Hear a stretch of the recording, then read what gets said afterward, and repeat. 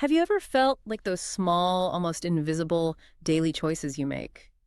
Oh, they barely scratch the surface. What if I told you they actually hold the key, you know? The secret to creating truly remarkable, life-changing results. Today, we're taking a deep dive into James Clear's groundbreaking book, Atomic Habits. This isn't just another self-help book, folks. It's Yeah, it's a proven system for building good habits and, yeah, breaking bad ones too. And not through sheer willpower, right? But through these tiny shifts that can, well, profoundly transform your life. exactly. Our goal here in this deep dive is really to unpack the core ideas of atomic habits. We want to pull out the most potent nuggets of knowledge. We'll break down the main lessons into simple, well, really actionable insights, showing you exactly how these seemingly small changes can unleash immense power in your daily life. You should prepare for some genuine aha moments, honestly, things that might just shift your entire perspective on how you approach self-improvement. Yeah, definitely. We've poured over the entire text of Atomic Habits for this deep dive, and we're here to guide you through its most compelling arguments, its most practical applications, basically giving you a shortcut to becoming well-informed and, ready to actually implement this stuff. Okay, so to truly understand the power of atomic habits, I think we have to start with the man himself, with James Clear. His personal story is incredibly powerful and it really forms the bedrock of his whole philosophy. On the very last day of his sophomore year of high school, James suffered just a devastating injury.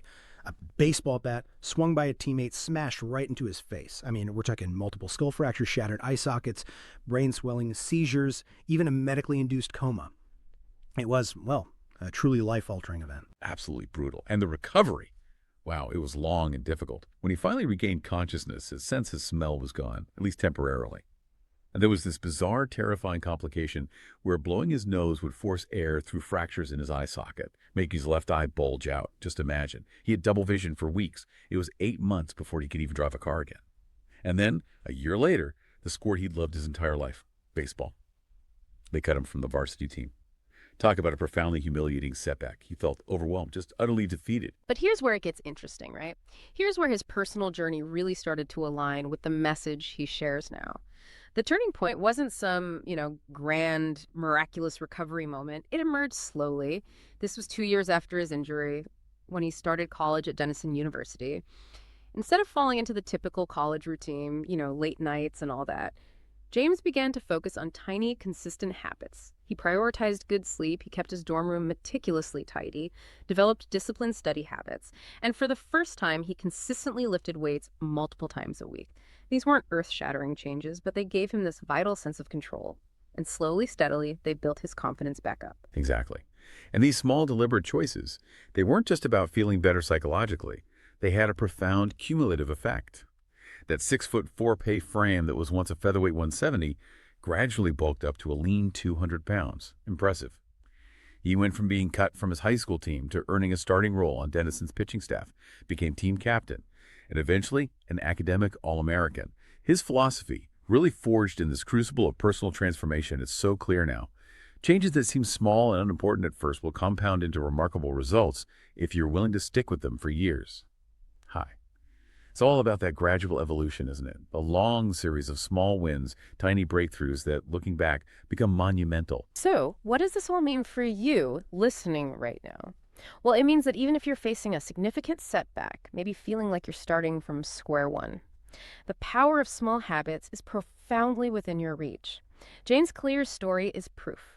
Proof that starting small isn't just an option. Sometimes it's the only path forward, and it's an incredibly powerful one. Okay, so this idea that tiny changes can lead to immense success, it isn't just a personal story, it's been demonstrated on a grand scale. Almost unbelievable, really. Let's look at the aggregation of marginal gains strategy, famously used by Dave Brailsford for British cycling back in 2003. Before Brailsford took over, British professional cycling had been, well, stuck in mediocrity for nearly a century. We're talking only one Olympic gold medal since 1908. And a shocking 0 Tour de France wins in 110 years. Can you believe that? Their performance was so consistently underwhelming that even top bike manufacturers actively refused to sell them equipment. They feared it would actually damage their brand. It's hard to imagine a lower starting point, right? And this is what makes Brailsford's approach so fascinating. His philosophy was revolutionary at the time. He aimed for just a 1% improvement in every single aspect of riding a bike. Everything. And this wasn't limited to the obvious stuff. I mean, of course, they redesigned bike seats for better comfort. They even rubbed alcohol on tires for better grip, used heated overshorts to maintain muscle temperature, tested fabrics in wind tunnels, had outdoor riders switch to more aerodynamic indoor racing suits for certain events. Those are the more visible changes. But the real genius, I think, was in the overlooked areas. Those tiny, almost imperceptible details where nobody else was even looking for gains. They experimented with different massage gels to speed up muscle recovery, that makes sense. But then they brought in a surgeon to meticulously teach riders the best way to wash their hands, just to reduce the chance of colds. They even identified the specific type of pillow and mattress that would provide optimal sleep for each individual rider. That's dedication. And in one truly obsessive move, they painted the inside of the team truck white. Why? So any tiny speck of dust would be immediately visible, so it could be removed before potentially degrading bike performance. Incredible attention to detail. And the results, frankly, they were nothing short of miraculous. Just 5 years after Brailsford implemented this strategy, the British cycling team absolutely dominated the 2008 Beijing Olympics. They secured an astounding 60% of all available gold medals. 60%. 4 years later, at the London Olympics, they shattered 9 Olympic records and 7 world records. That same year, Bradley Wiggins became the first British cyclist ever to win the Tour de France, a feat later repeated multiple times by Chris Froome.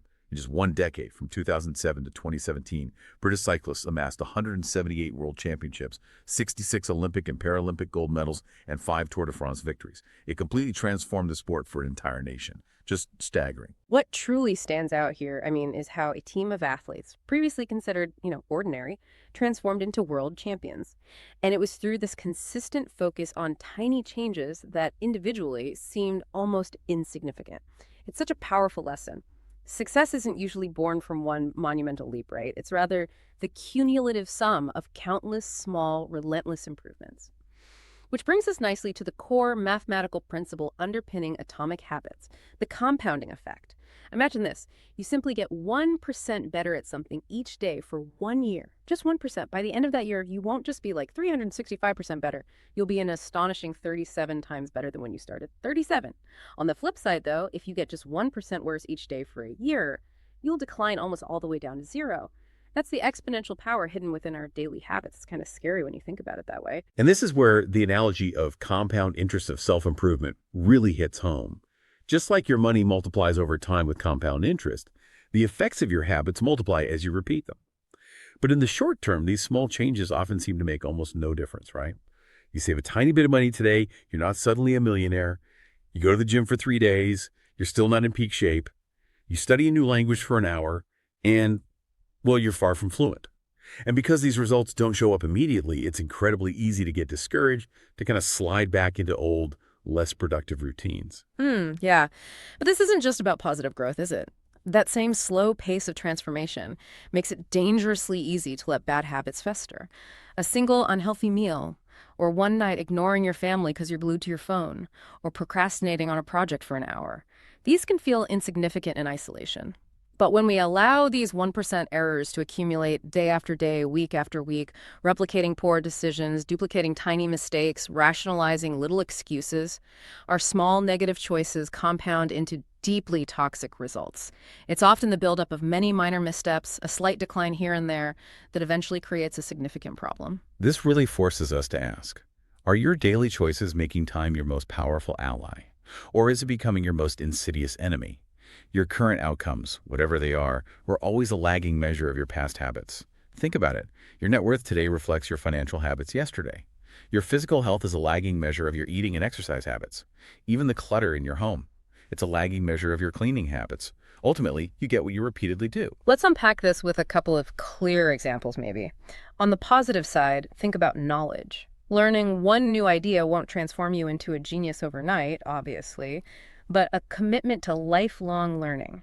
That is profoundly transformative. Each book you read, each course you take, it opens up new ways of thinking, connecting ideas. Much like how Warren Buffett describes knowledge building up like compound interest. It's not about the single brick, it's the whole wall. Right. And conversely, consider stress.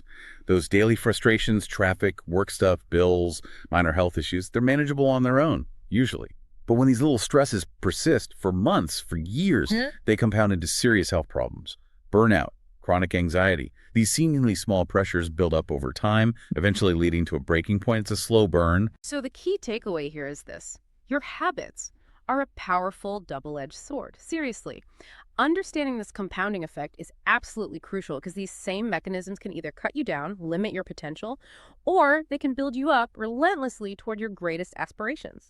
This whole concept of delayed results, the power of accumulation, it brings us to a really critical insight James Clear shares.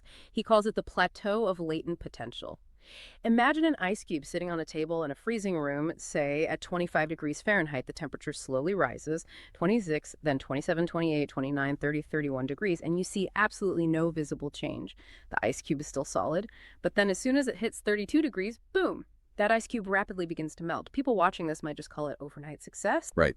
But what's truly fascinating is that all the previous effort, all those degrees temperature increase from 25 to 31. None of it was wasted. It was being stored, building up potential energy, just waiting for that critical threshold. It's kind of like geological pressure, isn't it? Tectonic plates grinding against each other for millions of years, building immense tension, and then, seemingly out of nowhere, an earthquake erupts. Change often takes this extended period of unseen work, building up beneath the surface, before it suddenly dramatically shows itself. Yeah, that's a great analogy. And this phenomenon is beautifully captured by the social reformer Jacob Riis. There's this inspiring quote of his that hangs in the locker room of the San Antonio Spurs, one of the most successful NBA teams ever. He said, "When nothing seems to help, I go and look at the stonecutter hammering away at his rock perhaps 100 times without as much as a crack showing in it. Yet at the 101st blow, it will split in two, and I know it was not the last blow that did it, but all that had gone before." Powerful stuff. That quote perfectly nails it. Every single strike, every degree of temperature increase, every bit of pressure applied, it all contributed to that final sudden breakthrough. The seed of every habit is just a single tiny decision, right? A single blow. But as that decision is repeated, the habit sprouts, grows stronger roots. The challenge for so many of us is simply sticking with that habit long enough to survive this often frustrating plateau of latent potential and break through to the other side. This is such a critical insight for anyone trying to build lasting change in their life. Seriously, listen up here. Don't let a lack of immediate visible results discourage you. Please don't. Remember that the most powerful outcomes of any compounding process are inherently delayed. Patience isn't just a virtue here, it's a strategic necessity when you're building atomic habits. Okay, so if small changes compound and the most dramatic results are often delayed, what should we really be focusing on day to day? James Clear's most profound realization, the one that shifted his entire approach, was this. Results had very little to do with the goals I set and nearly everything to do with the systems I followed. He tells us to actively forget about goals and instead focus intensely on building robust systems. Yeah, this is a real game changer for many people. But what's the practical difference, between a goal and a system? Scott Adams, the creator of Dilbert, put it concisely. Goals are the results you want to achieve, like winning a championship, building $1 million business, or finally mastering that new piece of music. Systems, on the other hand, are the processes that lead to those results. So for a championship, the system is recruiting players, managing coaches, conducting practice. For a business, it's testing product ideas, hiring employees, running effective marketing campaigns. For music, it's how often you practice, how you break down the tricky parts, how you get feedback. It's the how. It's provocative, isn't it? If you completely ignored your goals and focused only on your system, would you still succeed? Think about the legendary football coach Bill Walsh, a 3-time Super Bowl winner. He famously said, "The score takes care of itself." The ultimate goal in any sport is to win, right? To get the best score. But you wouldn't spend the entire game just staring at the scoreboard. You win by meticulously executing your system, by getting better at the process each day, and letting the outcome be a natural consequence. Right, and the goals-first mentality, while it feels intuitive, actually presents a handful of subtle yet significant problems. First, this is crucial. Winners and losers often share the exact same goals. Every single Olympian dreams of a gold medal, but only a tiny fraction actually get one. The goal of winning the Tour de France didn't magically push British cycling to the top. It was their meticulous system of continuous small improvements that really differentiated them. Goals set a direction, sure, but it's the system that genuinely drives progress. Second, achieving a goal is almost always just a momentary change. Think about it. If your goal is just to clean a messy room, okay, you'll have a clean room for now. But if you haven't changed the underlying sloppy habits, the system that created the mess, the clutter will inevitably return. You find yourself trapped in this continuous cycle, chasing the same outcome again and again because you never addressed the fundamental system. It's like treating a symptom, not the root cause. Third, and this one's really impactful for personal well-being, focusing too rigidly on goals can actually restrict your happiness.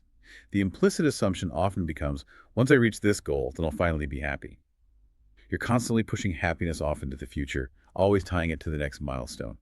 A systems first mentality offers a powerful antidote when you truly fall in love with the process itself, rather than solely focusing on the outcome. Well, you don't have to wait for happiness. You can find satisfaction and contentment anytime your system is actively running, anytime you're engaged in that process. And finally, number 4, goals can actually be at odds with long-term sustainable progress. Think about runners who train intensely for a marathon, but then stop almost immediately after crossing the finish line because the goal that motivated them is just gone. Clear argues that the purpose of setting goals is to win this particular game. The purpose of building systems is to ensure you can continue playing the game indefinitely.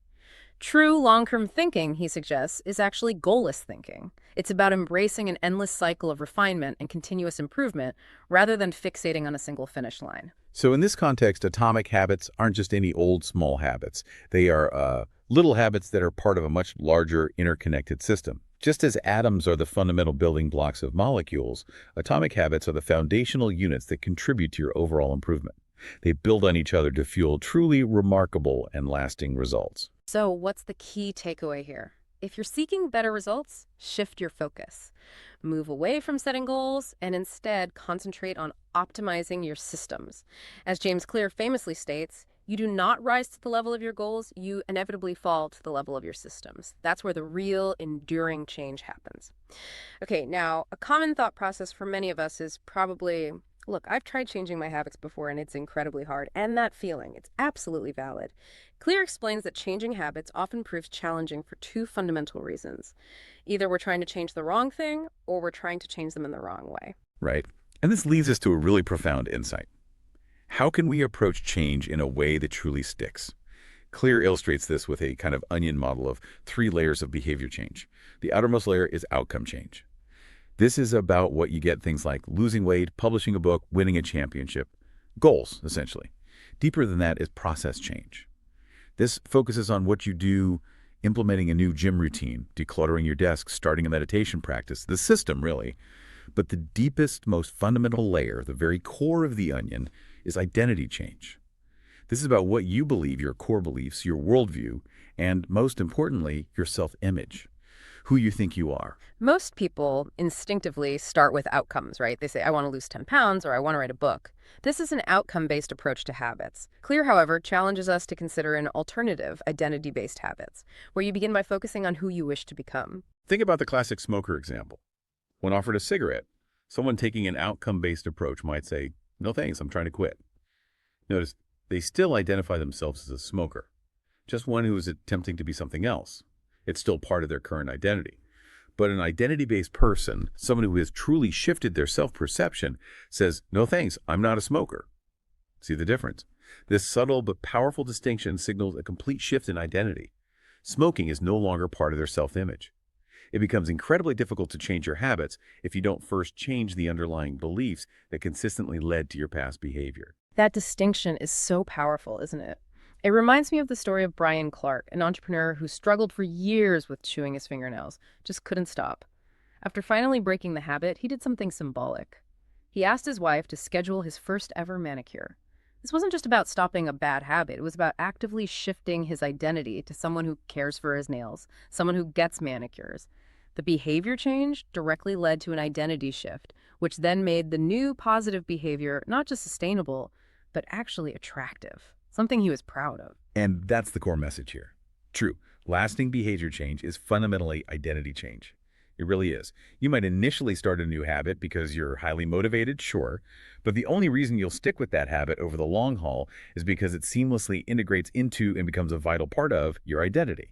Your current habits, for better or worse, are always a powerful reflection of who you unconsciously or consciously believe you are. So the key takeaway here is this.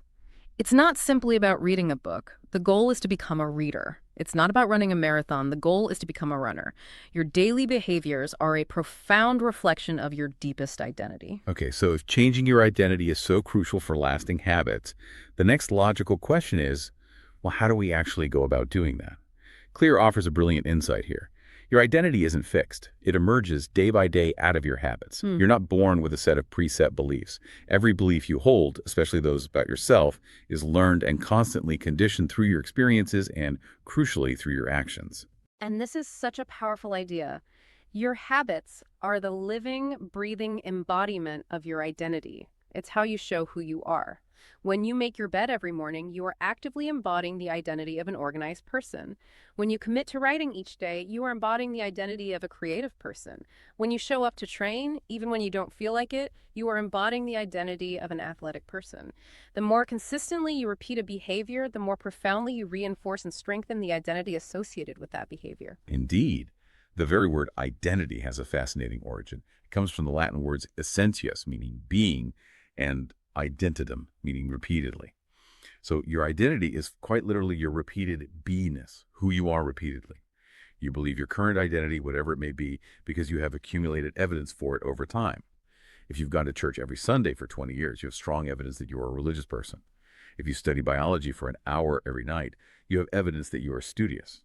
The more compelling evidence you gather for a particular belief, the more strongly you internalize it and believe in it. James Clear himself became a writer in this exact way. He's talked about this. For years, he didn't truly identify as a writer, but by committing to publishing articles every Monday and Thursday consistently, he began to gather proof, to accumulate evidence.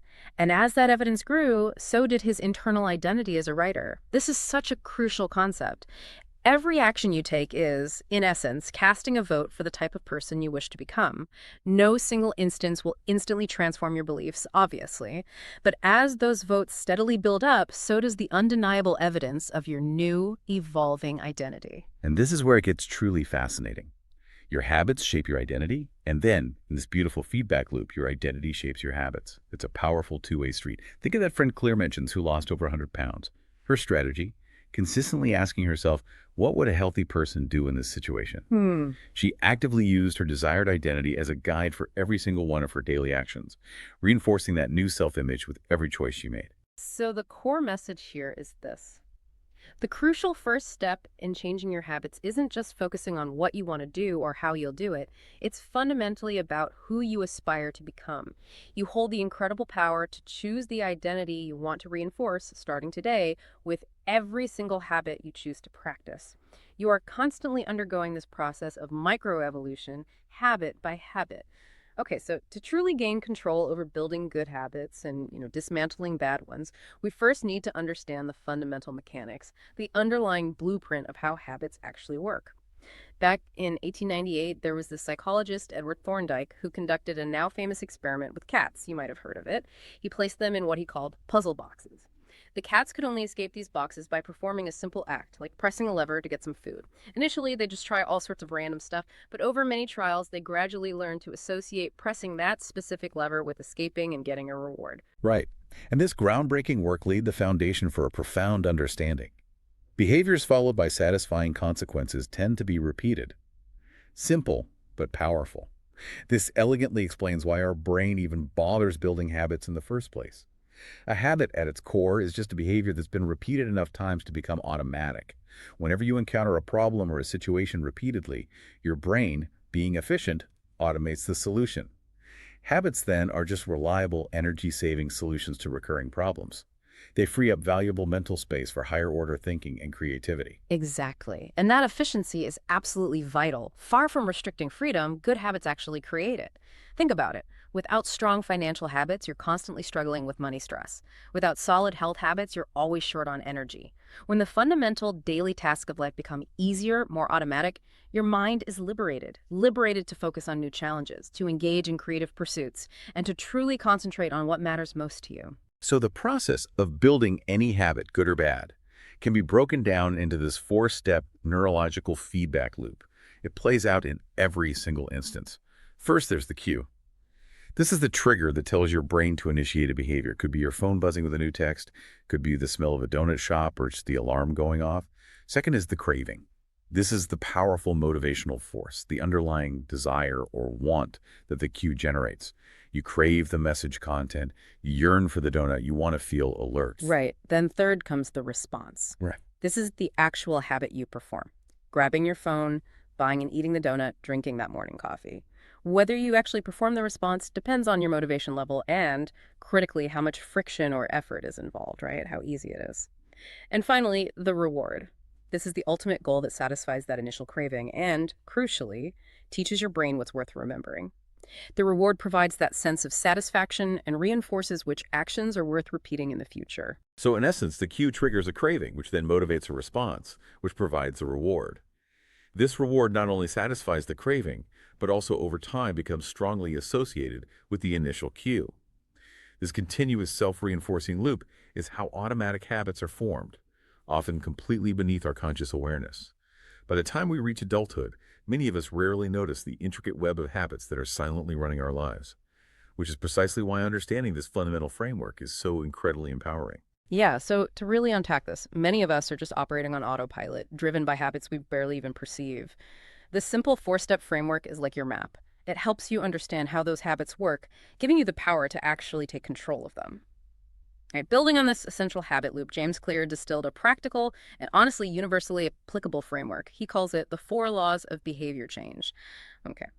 These aren't just suggestions. They're a simple yet profoundly effective set of rules designed to help you construct good habits and dismantle bad ones. Think of each law as like a distinct lever that you can pull to influence human behavior in predictable ways. And what's brilliant about it is that each law has a direct inversion, a clear strategy for breaking unwanted habits. So, for building a good habit, you want to 1. Make it obvious. 2. Make it attractive. 3. Make it easy. And 4. Make it satisfying. And conversely, for breaking a bad habit, you just apply the inversions. 1. Make it invisible. 2. Make it unattractive. 3. Make it difficult. And 4. Make it unsatisfying. This framework truly resonates, doesn't it? I mean, if you've ever found yourself asking, why on earth don't I do what I say I'm going to do? The answers can almost always be found somewhere within these 4 fundamental laws. They're applicable across pretty much every area of life, from personal well-being to professional success. And they're going to be our guiding light for the rest of this deep dive. All right, let's dive into the first law, make it obvious. The challenge here, as we mentioned, is that many of our habits are so deeply ingrained, so routine, they become almost invisible to us. There's this anecdote from psychologist Gary Klein about a paramedic. At a family gathering, she took one look at her father-in-law and immediately insisted he go to the hospital. He felt fine, had no symptoms, but she had unconsciously noticed the subtle, almost imperceptible pattern in the blood distribution on his face, a sign of a major artery blockage. This unconscious detection ultimately saved his life, and she couldn't even consciously explain what she'd seen. That's wild. That story perfectly illustrates how our brains operate as these incredible prediction machines. Over time, the cues that trigger our habits become so familiar, so deeply integrated into our environment that we literally stop seeing them. Think of the treats sitting on your kitchen counter or your phone constantly in your pocket. Our responses to these cues become so automatic that the urge to act seems to just come out of nowhere, appears almost magically. As the great Carl Jung once said, until you make the unconscious conscious, it will direct your life and you will call it fate. So true. So the critical first step in making our habits obvious is simply bringing the unconscious into conscious awareness. We have to see them first. One powerful tool Clear suggests is the habit scorecard. It's simple, but incredibly effective as a self-awareness exercise. You just list out your daily habits, everything from brushing your teeth to checking social media, and then you rate each one, positive, plus, negative, or neutral, based on the person you aspire to become. It forces you to truly see your daily routine. And to really amplify this self-awareness, Clear highlights a fascinating technique called pointing and calling. It's used by the highly efficient Japanese railway system. Train operators literally point at signals, their speed dials, the platform edge, and they call out, "Signal is green," or "All clear," aloud. This simple act engages multiple senses, eyes, hands, mouth, ears, transforming what could be a non-conscious habit into a conscious, deliberate action. The result? It reduces errors by a staggering 85% and accidents by 30%. Just the power of explicit awareness. It's actually similar to what my wife does before we head out for a trip. As we're preparing to leave, she'll verbally call out the most essential items on her packing list. Okay, I've got my keys, got my wallet, got my glasses, got my husband. That verbalization, that act of pointing and calling, it just snaps your attention to what's truly there and what might be missing. And this is absolutely something you can integrate into your own life. We really encourage you to try pointing and calling your own habits, especially the ones you're trying to break. For instance, if you find yourself reaching for an unhealthy snack, maybe explicitly say aloud, okay, I'm about to eat this cookie, but I don't actually need it. Eating it will make me feel sluggish and won't serve my health goals. This simple act makes the hidden consequences of your actions more immediate and real. It helps you acknowledge the need for change. The whole process of behavior change always starts with this foundational layer of awareness. You got to see it first. Okay, so beyond just awareness, we need crystal clear clarity. All too often we rely on vague intentions, right? Or maybe bursts of motivation. But that's rarely enough to create lasting change. Clear shares this compelling British exercise study that brilliantly illustrates this point. Participants were divided into three groups: a control group, a motivation group who simply read about all the benefits of exercise, and an implementation intention group, the first two groups. They saw pretty impressive exercise rates, only around 35–38%. And what's truly striking is that the motivation group, even though they were educated on the benefits, showed no meaningful improvement in their exercise habits. None at all. However, the implementation intention group, the ones who were instructed to create a specific, concrete plan, just a simple sentence like, during the next week, I will partake in at least 20 minutes of vigorous exercise on day, at time, in place. They exercised at more than double the rate of the others. 91% actually followed through. This powerfully demonstrates that clear, specific planning often trumps sheer motivation alone. Clarity is key. That's right. It seems so many people believe they lack motivation when, in reality, what they truly lack is clarity, that specificity. We casually say things like, oh, I'm going to eat healthier. Yeah, I'm going to write more. But without ever specifying the when and where, those intentions rarely translate into actual action. They just float away. So the practical step here is incredibly simple, yet profoundly effective. Use the formula, I will behavior at time and location. That's it. For example, I will meditate for 1 minute at 7 a.m. in my kitchen, or I will study Spanish for 20 minutes at 6 p.m. in my bedroom. This straightforward approach just sweeps away those vague notions. It eliminates the need to wait for some surge of inspiration, and it helps you say no to distractions because you've already made a clear, predetermined plan for when and where you're going to act. Okay, now let's talk about building on existing routines. There's this clever strategy called habit stacking. This technique subtly leverages something known as the Diderot effect. Have you heard of this? The French philosopher Denis Diderot received this beautiful scarlet dressing gown. It was so magnificent that it made all his other, more modest possessions in his study seem shabby and out of place. This apparently led him into a spiral of consumption where one purchase led to another, replacing his rug, sculptures, furniture, all to match the splendor of this new robe. Right, this chain reaction of purchases. But it isn't limited to material goods. It's a fundamental pattern in human behavior. No single action really occurs in isolation. Instead, each action often serves as a cue that naturally triggers the next behavior. Like going to the bathroom often leads to washing your hands, which might remind you the hand towel needs changing, which prompts you to add laundry detergent to your shopping list, and so on. Our lives are just a series of these interconnected actions. Exactly. And this means we can intentionally engineer these positive chain reactions for our desired habits. The practical step is to use a simple formula. After current habit, I will new habit. Real simple. So for instance, after I pour my morning coffee, I will meditate for 60 seconds. Or after I finish eating dinner, I will immediately put my plate directly into the dishwasher. You're leveraging the momentum of an existing ingrained habit to kickstart a new one. It's like drafting behind something you already do. And you can expand this principle across all sorts of areas of your life. For your finances, when I open my paycheck, I will immediately put $100 into my savings account for healthy eating. When I serve myself a meal, I will always put vegetables on my plate first, for managing your mood. When the phone rings, I will take one deep breath and smile before answering it. The secret lies in selecting a highly specific and immediately actionable cue, one that occurs with the same frequency as the desired new habit. That linkage is key. This is where it gets really interesting, I think.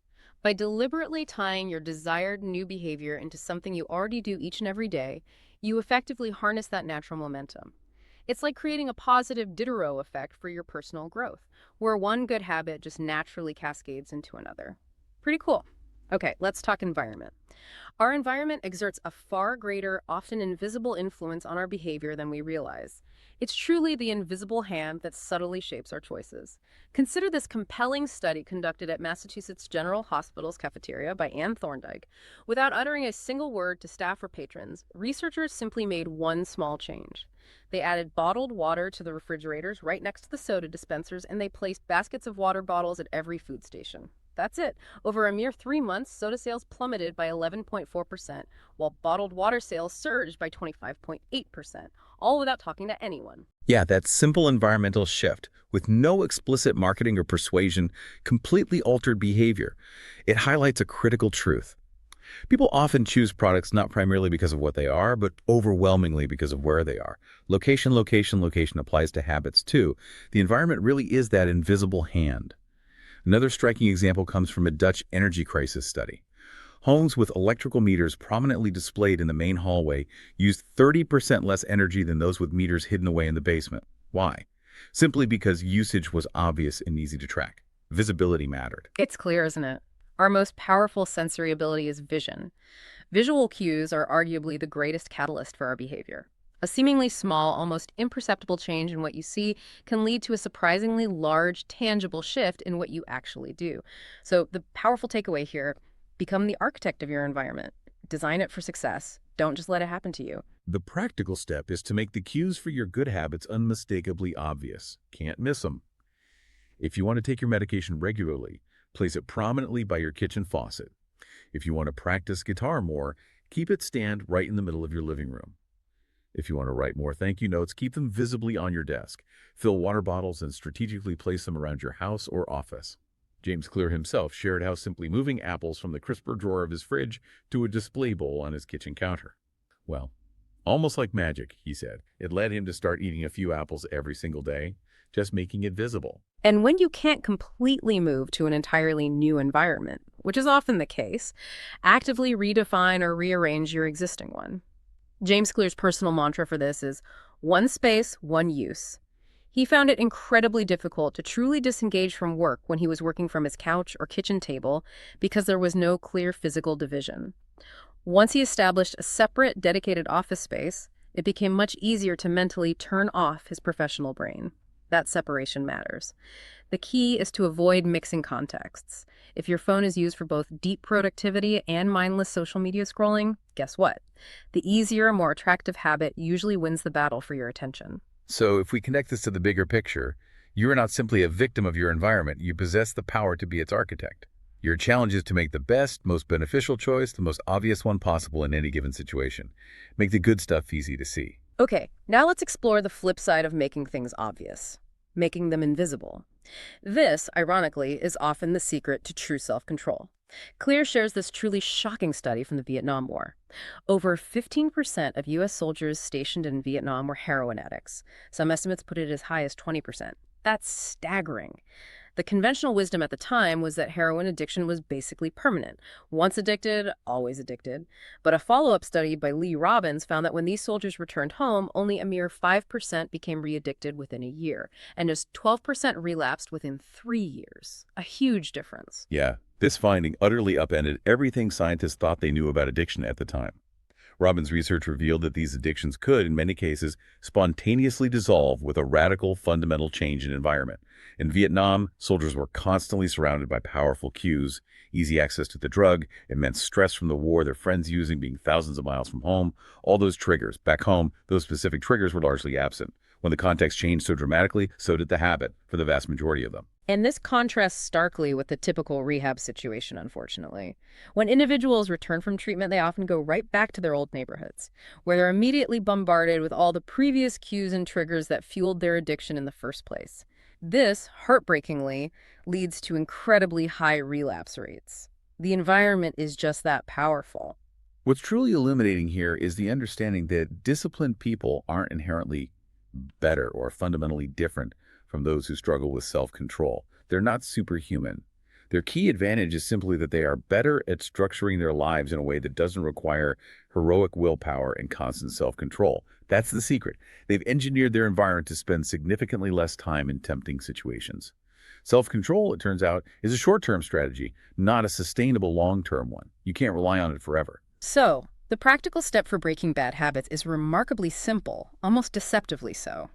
Reduce exposure to the cue that causes it. That's it. It sounds almost too easy, but the impact is profound. Leave your phone in another room for a few hours. Actively unfollow social media accounts that trigger jealousy or envy. Move the television out of your bedroom entirely. After each use, unplug your video game console and put it away in a closet. Add friction. This is the elegant inversion of the first law of behavior change. Instead of making it obvious, you actively make it invisible.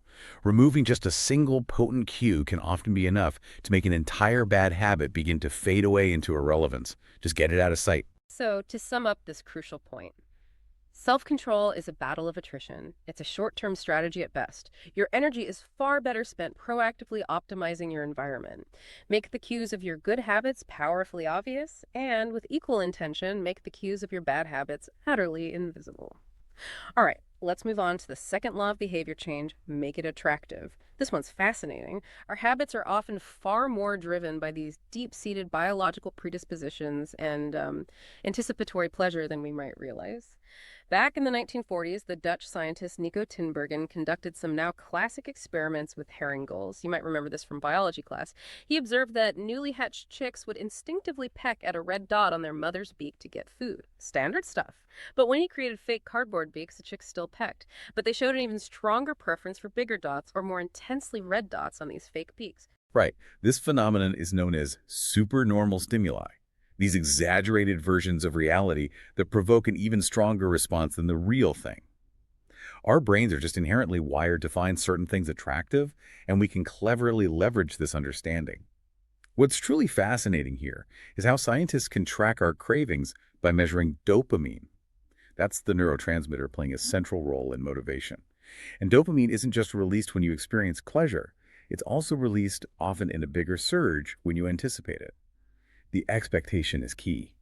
Exactly. Think about a gambling addict. They experience a significant dopamine spike before they even place the bet, not just after they win or lose. Cocaine addicts get a surge of dopamine when they see the white powder, not necessarily just after they take it. Whenever your brain predicts that an opportunity or an action will be rewarding, your dopamine levels surge in anticipation. And with that surge comes a powerful spike in your motivation to act. This means the anticipation of an experience can often feel even better, or at least more motivating, than the actual attainment of it. Remember that feeling as a kid, thinking about Christmas morning. Sometimes the build-up, the dreaming, the anticipation, it was even more exciting than actually opening the gifts. It is precisely this craving, this powerful prediction of a reward that consistently leads to our response, our action, that drives us forward. So the key takeaway here is this. To make our habits stick, to make them consistent, we absolutely need to make them attractive. We have to want them on some level. Because it is that powerful expectation, that craving for a rewarding experience, that provides the initial and sustained motivation for us to act in the first place. Okay, building on this idea of anticipatory pleasure, Clear introduces a brilliant strategy called temptation bundling. This is clever. He shares the story of Ronan Byrne, an electrical engineering student in Dublin. Ronan loved watching Netflix, right? But he knew he desperately needed to exercise more. Common problem. So he ingeniously hacked his stationary bike. Get this. It would only run Netflix if he was actively cycling at a certain speed. If he slowed down, his show would instantly pause. That's classic temptation bundling. A strategic pairing of an action you want to do, like watching Netflix, with an action you need to do, like exercising. The practical step here involves a simple yet powerful formula. 1, after I need to do, I will want to do. You can even add a second layer sometimes. 2, after I want to do, I will new habit. Though often the want to do is the new habit you're trying to build, or at least link to it. So to give a couple of examples, you could say, after I pull out my phone, I will do 10 burpees. Okay, maybe a tough one. After I do 10 burpees, I will check Facebook. Or perhaps after I get back from my lunch break, I will call 3 potential clients. After I call 3 potential clients, I will check ESPN. The key is that the desired activity immediately follows the necessary, less attractive one.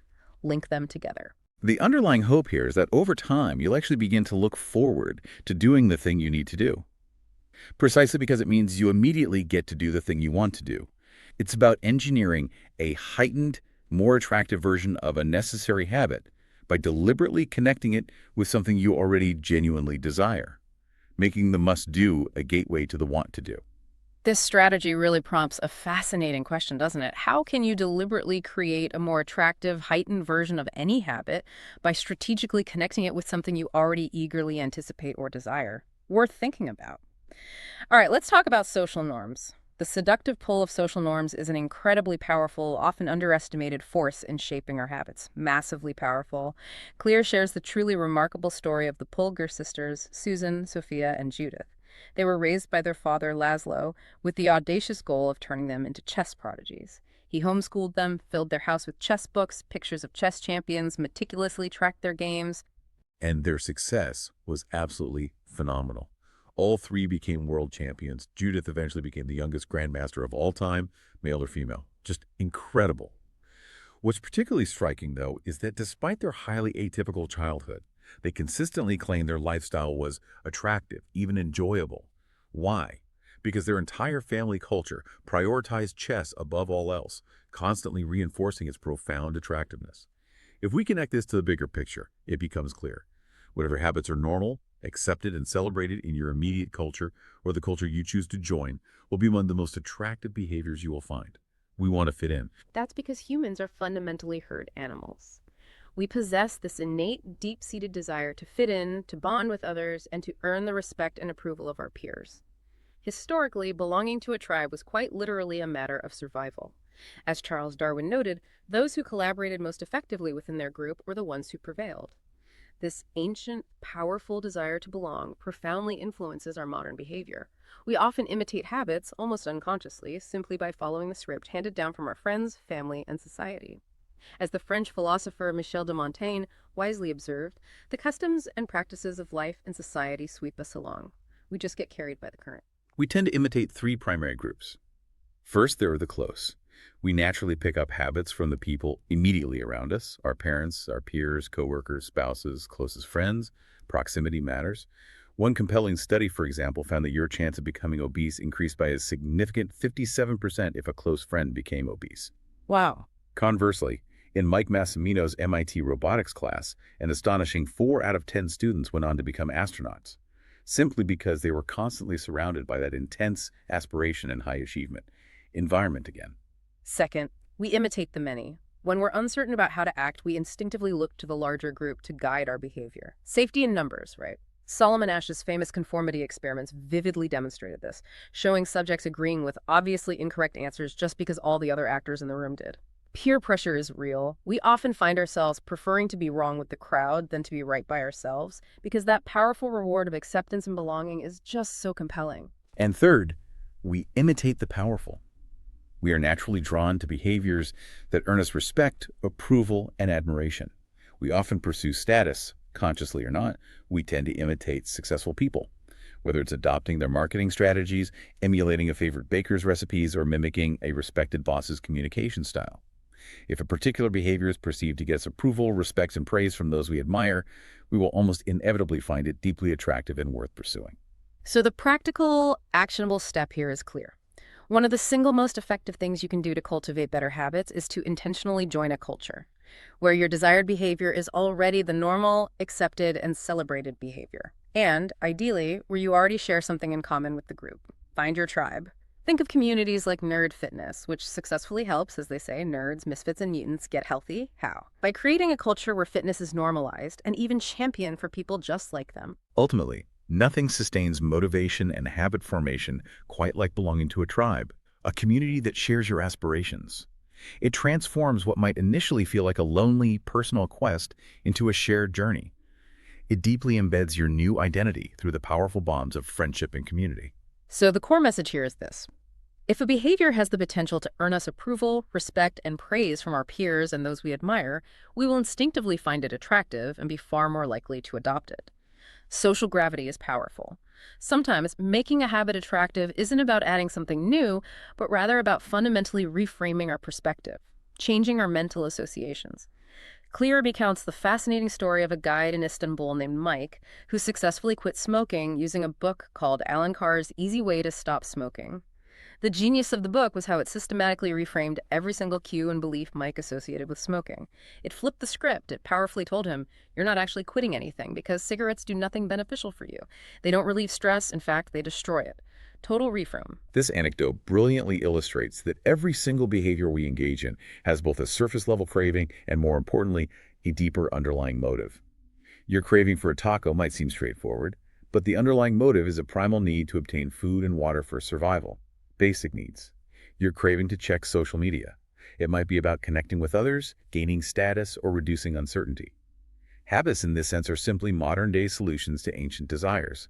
They're the tools we've learned to use to meet fundamental human needs. And this is key.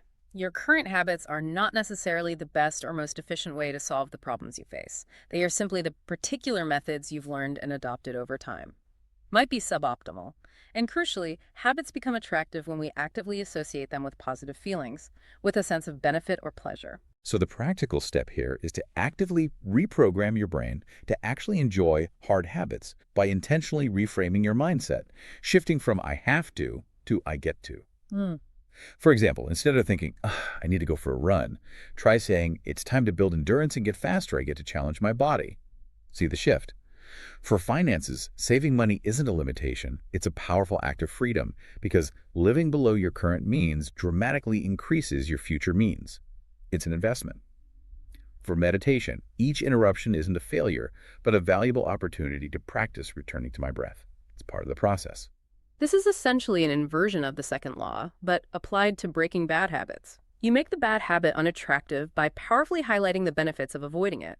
For instance, instead of focusing on what you're giving up by not smoking, actively focus on the marvelous positive gains you're making in your health, your energy, your personal freedom.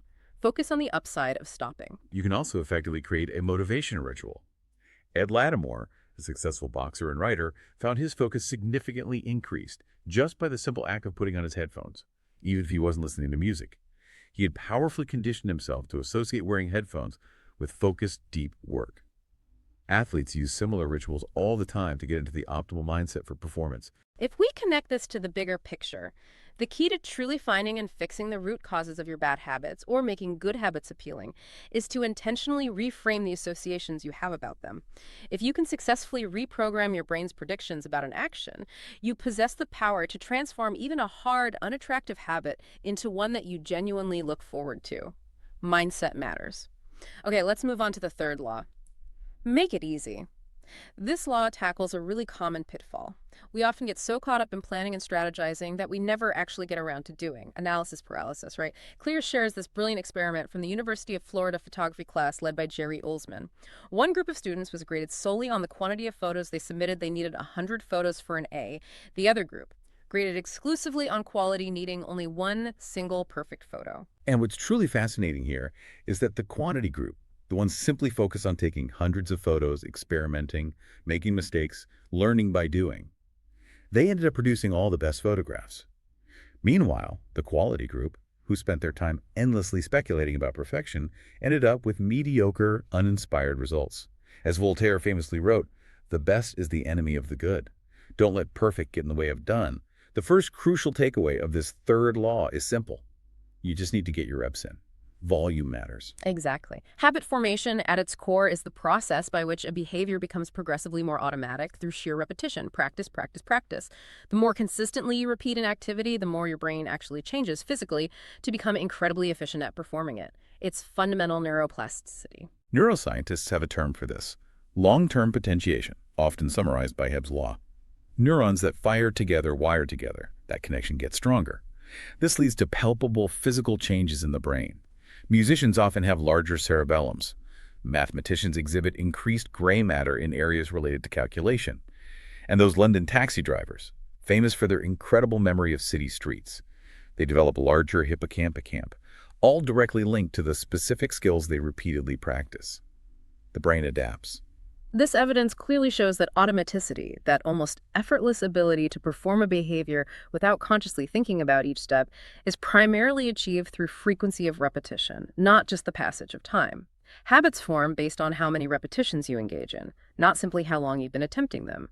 So the real question isn't how long it takes to build a new habit, but rather how many repetitions are required to make that behavior truly automatic. So the core message here is this. To successfully build and ingrain a new habit, you absolutely need to practice it. And the most profoundly effective way to ensure that practice consistently happens is to make the habit, At its very inception, incredibly easy to perform. Start easy. Now, despite what some productivity gurus might suggest, our deepest, most fundamental motivation isn't necessarily to be relentlessly productive. It's often, quite simply, to be lazy and to do what is convenient. Seems counterintuitive, but hear us out. And this isn't a flaw in human design, it's actually a rather smart evolutionary strategy to conserve precious energy. This is the law of least effort. Jared Diamond's work on continental shapes beautifully illustrates this. Agriculture spread 2 to 3 times faster along east-west routes like in Europe and Asia than north-south of the Americas. Why? Because similar latitudes meant consistent climates, requiring significantly less effort to adapt crops and techniques. Small differences in ease compounded massively over millennia. This principle is universally applicable. The less energy a habit requires, the more likely it is to occur. Path of least resistance, right? Think about those behaviors that steal so much of our time. Mindlessly scrolling on our phones, constantly checking email, passively watching television. These are all incredibly low-effort activities that can be performed almost without thinking. Every desired outcome, whether it's getting fit, feeling calm, or writing a book, is simply beyond an obstacle, a habit. The greater the obstacle, the more friction there is, and the less likely we are to push through it. We avoid friction. This truly begs an important question. How can you engineer your good habits to be so incredibly easy, so frictionless, that you'll consistently do them even when your motivation is low, even when you really don't feel like it? Right. And the crucial point isn't that you only do easy things. That's not the goal. Instead, it's about proactively making it as easy as possible in the moment to do the things that pay off immensely in the long run. Reduce that initial friction. This is where environment design, which we discussed earlier for making she's obvious, also plays a huge role in making actions easier. It's not just about visibility. Strategically choose locations that are already along your daily routine, like selecting a gym that's directly on your commute to work makes it way easier to stop. It's also about meticulously redesigning your workspace or home. Think of what Japanese electronics manufacturers did in the 1970s with lean production.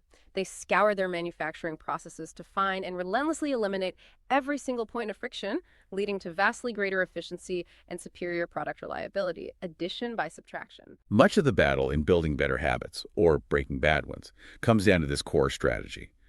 Proactively finding ways to reduce the friction associated with our good habits, and conversely, significantly increasing the friction associated with our bad ones. Simple examples. Voice-activated speakers make controlling music easier than pulling out a phone. The British government, by simply providing a direct link to tax forms rather than requiring citizens to navigate a whole website, significantly increased tax collection rates. They removed just one step of friction. A brilliant practical step here is to prime the environment for future use. Prepare for your future self. Oswald Knuckles, an IT developer, lives by what he calls the reset the room strategy. After watching TV, he immediately puts the remote back on its stand, arranges the pillows, folds the blanket. After leaving his car, he throws away any trash. He jokingly calls this proactively lazy. It's about taking one small, easy action now that sets up the next desired action to be equally easy, making it easier for future you. This simple act of priming the environment truly prepares you for the next action. My wife does something similar by keeping pre-sorted greeting cards for various occasions, making it incredibly easy to send notes when needed. The friction is gone. And for increasing friction for bad habits, the principle is equally simple. Make them inconvenient. Hide that beer in the very back of the fridge. Delete social media apps from your phone. Log out automatically. It's truly remarkable how little friction is required to prevent an unwanted behavior from occurring. Even small hurdles work. Okay, let's talk about the 2-minute rule. This is profoundly powerful, almost deceptively simple. It's a great gateway habit. Twyla Tharp, the world-renowned choreographer, credits much of her legendary success to a tiny daily ritual. She wakes up, puts on her workout clothes, and immediately hails a cab to the gym. And that's the ritual. The moment she tells the driver where to go, she considers the ritual completed. That's it. This tiny, almost insignificant act makes it instantly repeatable and dramatically reduces the chance of her skipping her workout entirely. Habits, you see. They're like the entrance ramp onto a highway. They subtly guide you down a particular path. Our days are filled with these decisive moments. Choosing between ordering takeout or cooking a healthy meal, deciding to pick up your phone for homework or for video games. These seemingly small choices, these entrance ramps, profoundly determine your trajectory for the next hour, the next day, maybe even longer. The 2-minute rule focuses entirely on making that initial decisive moment incredibly easy, almost frictionless. Just get started. The rule itself is delightfully straightforward.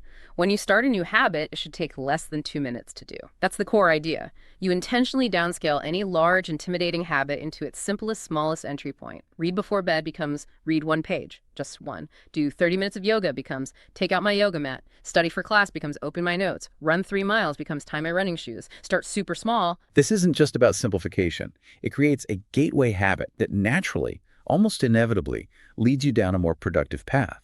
The first 2 minutes should be so incredibly easy they're almost mindless. You can usually identify these gateway habits by mapping out your desired outcome and then identifying the very first, easiest step that initiates the process. What's step 0? And even if it feels a little like a mental trick, the advice is to genuinely commit to do it for 2 minutes and then stop. Seriously, go for a run for just 2 minutes, then stop. Write for 2 minutes, then stop. This isn't about the volume of work done in those 2 minutes. It's about consistently reinforcing your desired identity. You're not just trying to get in shape. You're becoming the type of person who doesn't miss workouts, no matter how small the action is. You're showing up. The key here is to standardize before you optimize. You simply cannot effectively improve a habit that doesn't consistently exist in the first place. Build the foundation first. By ritualizing the very beginning of a process, you dramatically increase the likelihood that you'll naturally slip into that desired state of deep focus and sustained effort. Make starting automatic. So the core message here is this. The more effectively you can ritualize the beginning of any process, making it effortless and automatic, the more likely you are to effortlessly slip into that state of deep engagement and carry the habit forward. Okay, so to make good habits truly inevitable and, conversely, bad habits virtually impossible, Clear strongly advocates for commitment devices and strategic automation, locking in your choices. He shares the extreme but illustrative story of Victor Hugo. To force himself to write The Hunchback of Notre Dame within a brutally tight deadline, Hugo locked away all his clothes except for a single shawl. This left him with literally no choice but to stay home and furiously write. It removed any option for distraction or procrastination. Extreme but effective. Right. Commitment devices, sometimes playfully called Ulysses packs, after Odysseus tying himself to the mast to resist the sirens, are powerful choices you make in the present to consciously control your future actions. You're binding future you. You proactively engineer your environment or your options to make engaging in bad habits far more difficult, even practically impossible. For instance, asking a waiter to split your meal in box half before it's even served, rather than relying on willpower after the entire tempting plate arrives, or scheduling and paying for a yoga session in advance, making it financially and socially harder to back out. The underlying principle is profound. The most effective way to break a bad habit is to make it genuinely impractical to do. Increase the friction until you just don't even have the option to act on that unwanted impulse. This is precisely where the power of automation comes into play, making your good habits inevitable and your bad ones virtually impossible. Think about John Henry Patterson back in the mid-1800s. He saw James Ritty's new invention, the cash register, and immediately grasped its potential for his store. He bought one. This device automatically locked cash and receipts after each transaction, fundamentally preventing employee theft. The cash register, in essence, automated ethical behavior by making stealing practically impossible. Not by relying on constant oversight, but by systemic design. Smart. This leads to truly powerful, often one-time actions that can effectively lock in good habits for the long term. Set it and forget it, kinda. For nutrition, something as simple as buying a water filter or consciously using smaller plates can make a huge difference over time. For sleep, investing in a good mattress, installing blackout curtains, removing the TV from your bedroom, these can transform your rest. For productivity, unsubscribing from unnecessary emails, turning off notifications, deleting distracting social media apps, powerful one-time friction increases. For finance, setting up automatic savings plans and bill payments, or simply cutting your cable service, it automates discipline. Technology is an incredibly potent ally here, obviously. It can effortlessly automate infrequent but crucial habits, like refilling prescriptions, making regular retirement deductions, arranging meal deliveries, or installing website blockers that prevent you from visiting distracting sites during work hours. When you proactively automate as much of your life as possible, you liberate significant mental effort and willpower for tasks that truly require your unique human creativity and problem-solving skills. However, there's a subtle downside to over-reliance on automation, something James Clear himself experienced and wrote about. We can become too complacent, mindlessly drifting from one easy task to the next, like unconsciously scrolling social media during any downtime, just filling the void. Clear even experimented with having his assistant reset his social media passwords each Monday, effectively locking him out until Friday. He found he adapted remarkably quickly and genuinely didn't feel the daily urge to check. Interesting. This is where it gets truly interesting. Automation, when used strategically, can make your good habits virtually inevitable and your bad habits practically impossible. It represents the ultimate way to lock in future positive behavior rather than continually relying on fleeting willpower in the moment. Use systems, not just willpower. All right, the fourth and final law, make it satisfying. This one is arguably the most crucial for ensuring long-term adherence to any habit. Why do we stick with things? Because they feel good, right? In the late 1990s, public health worker Stephen Luby went to Karachi, Pakistan. He was aiming to promote hand washing in these deeply unsanitary squatter settlements. People knew hand washing was important, obviously, but consistency was a massive, life-threatening problem. And what's truly fascinating here is that Luby's team partnered with Procter & Gamble to supply Safeguard soap. This wasn't just any soap. It foamed easily and, crucially, smelled wonderful. It made the actual act of hand washing slightly more pleasurable. That tiny detail mattered. The results were nothing short of dramatic. In the areas where the fragrant soap was introduced, cases of diarrhea plummeted by 52%, pneumonia by 48%. Huge impact. And get this, 6 years later, an astounding 95% of households still maintained a hand washing station with soap and water, even long after the free soap supply had stopped. The experience itself had become intrinsically satisfying, embedding the habit deep within the community. This perfectly illustrates a fundamental principle of human behavior. We are inherently more likely to repeat a behavior when the experience of performing it is immediately satisfying. Feels good, do it again. Pleasure, however small, signals to the brain, hey, this felt good, remember this and do it again next time. Right. Think about chewing gum. It became a global habit after Wrigley added appealing flavors like spearmint and juicy fruit and ingeniously advertised it as a path to a clean, fresh mouth, made it desirable. Or toothpaste. It became much more universally adopted once mint flavors were added, making the experience more pleasurable, even though the flavor itself doesn't directly enhance cleaning effectiveness. The feeling mattered. The profound challenge in our modern society, though, is that we live primarily in a delayed return environment. This is a key concept. We work for weeks to get a paycheck. We exercise for months to maybe get fit next year. We save for decades to hopefully retire comfortably. Everything's delayed. Our Paleolithic brains, however, are fundamentally wired for immediate return environments. They prioritize instant gratification and often dramatically underestimate distant threats or rewards. We want it now. This inherent biological wiring explains what Clear calls the cardinal rule of behavior change. What is immediately rewarded is repeated. What is immediately punished is avoided. It's that simple. Because our brains naturally overvalue immediate rewards and undervalue future ones, to truly get a new habit to stick, you must find a way to make it immediately satisfying, even if that satisfaction is small. You need that little hit right away. So the key takeaway here is this. To make any habit truly stick, you need to feel immediately successful. Even if it's in a very small, incremental way, you need an immediate reason, a tangible burst of satisfaction to stay on track while those larger delayed rewards gradually accumulate in the background. Got to bridge the gap.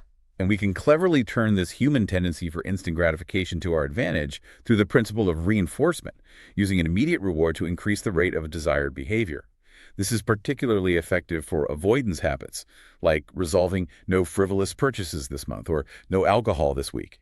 Habits where there isn't an inherent action to feel good about because you're not doing something. Exactly. For example, if you successfully avoid a bad habit, like buying a frivolous item you don't need, immediately transfer the money you saved into a dedicated vacation fund or something similar.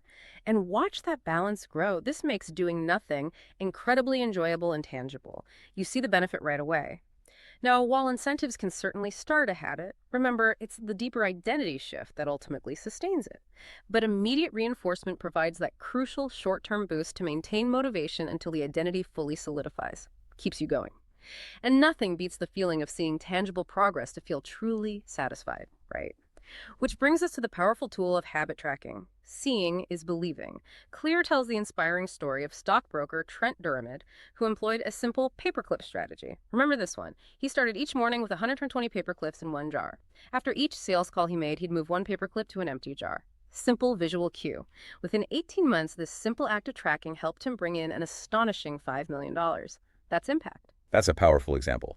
Making progress is inherently satisfying, and visual measures, whether it's moving paper clips, marking an X on a calendar, logging data in an app, they provide clear, undeniable evidence of your progress.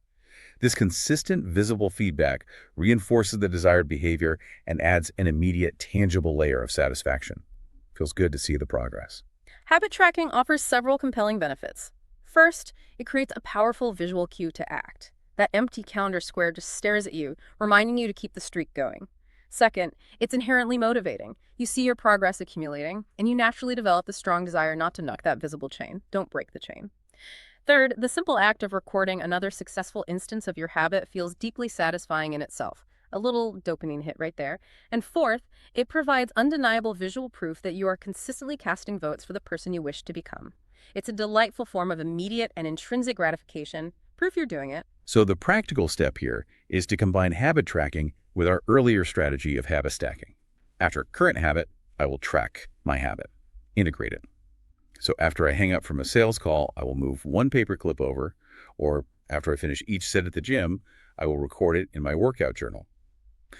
The key is to make tracking an effortless, integrated part of the habit itself.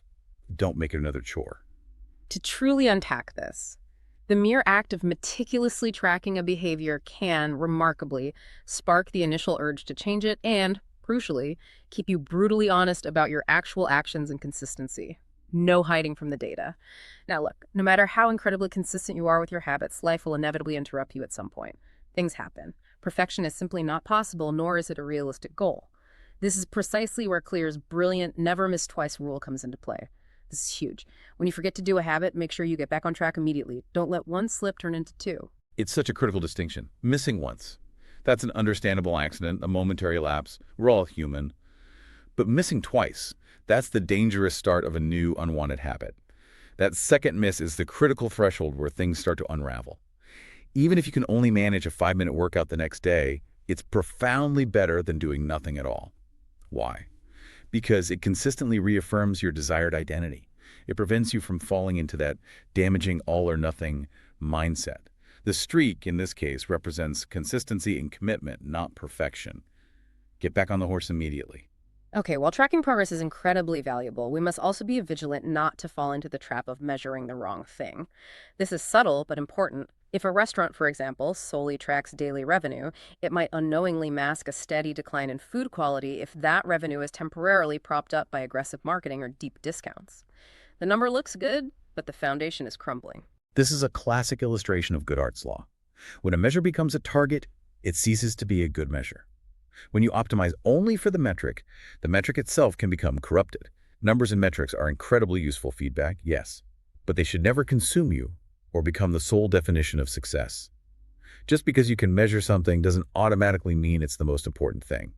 And conversely, just because you can't easily measure something doesn't mean it's not profoundly important at all. Think broader.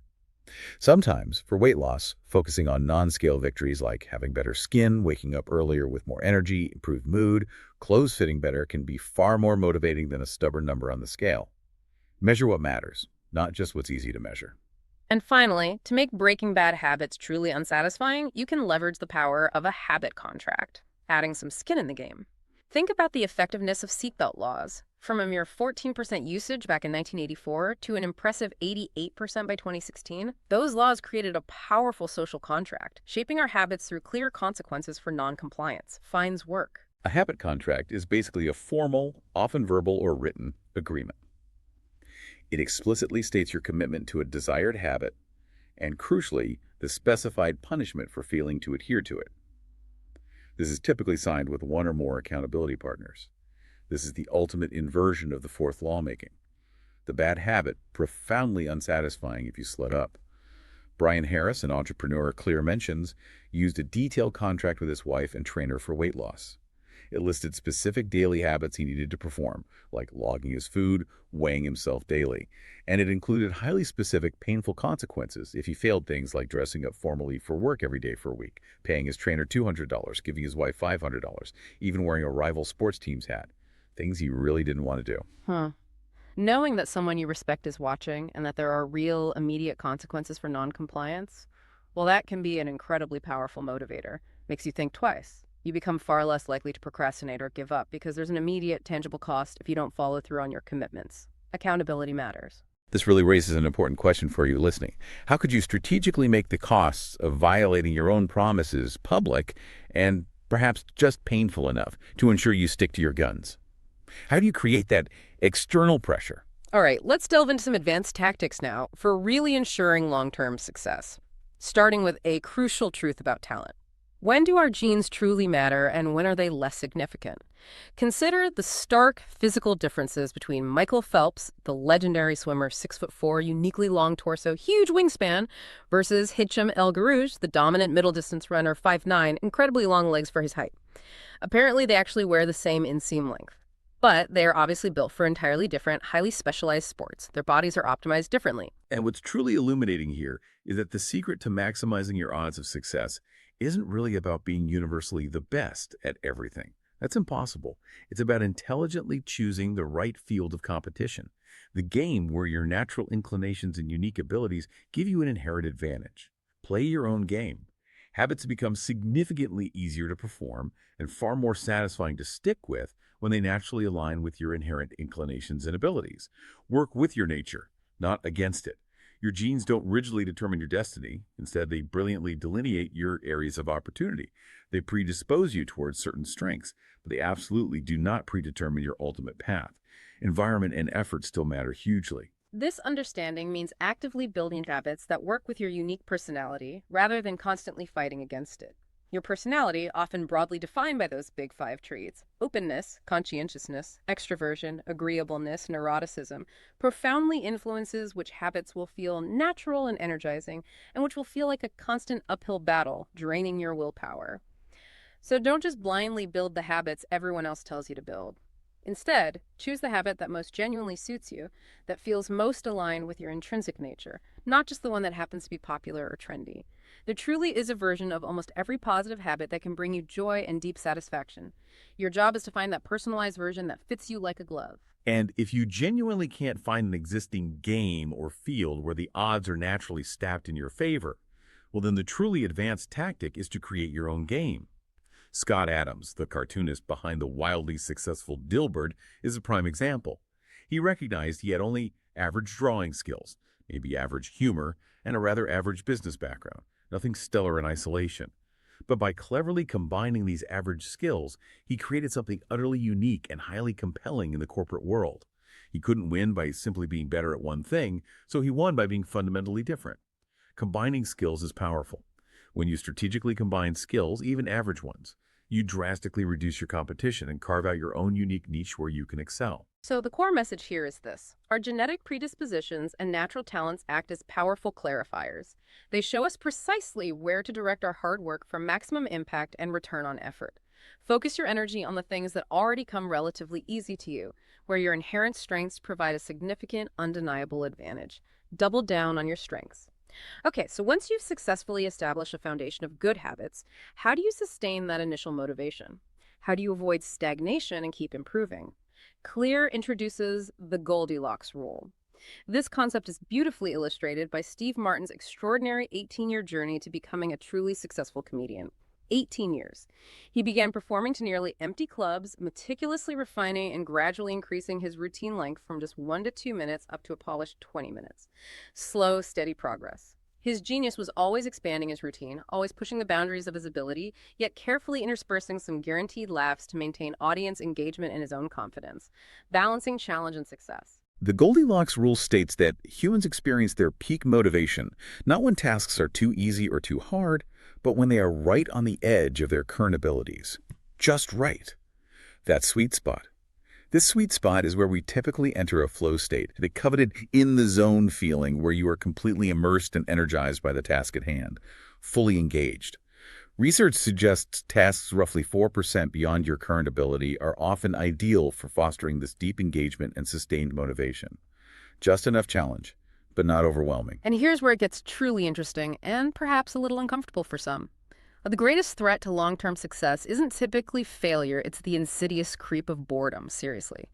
Once those exciting initial beginner gains are made, once the novelty wears off, interest often wanes. It's natural. We inherently seek novelty, which leads many people to prematurely jump from one promising workout program, one effective diet, or one compelling new idea to the next, even if the previous one was still working perfectly well. Chasing the new shiny thing. As an elite weightlifting coach once candidly told Claire, at some point it simply comes down to who can handle the boredom of training every single day, doing the same things over and over. Wow. Anyone can muster the energy and enthusiasm to work hard when they feel deeply motivated or when things are new and exciting. That's the easy part. But it's the often uncelebrated ability to keep going, to consistently show up and put in the work, even when that work isn't exciting, thrilling, or immediately rewarding. That truly differentiates those who achieve lasting success. Professionals, you'll notice, consistently stick to their schedule regardless of mood. Amateurs, unfortunately, let life and fleeting feelings get in the way too often. This truly begs an important question for personal growth, doesn't it? How can you cultivate a deeper appreciation for, or at least tolerance of, boredom, and consistently find ways to work on challenges that are of just manageable difficulty, ensuring continuous improvement without burning out or getting discouraged? Now, the profound upside of well-established habits is that they allow us to perform complex actions without expending conscious thought. They free up mental energy. But that very efficiency has a subtle yet significant downside. We often stop paying close attention to the little errors that inevitably creep in over time.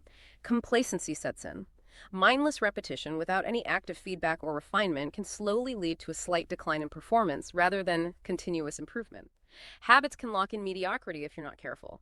Habits, it turns out, are necessary, but they are rarely sufficient for achieving true mastery. You need more. What becomes critically necessary, then, is a robust system to remain consciously aware of your performance over time.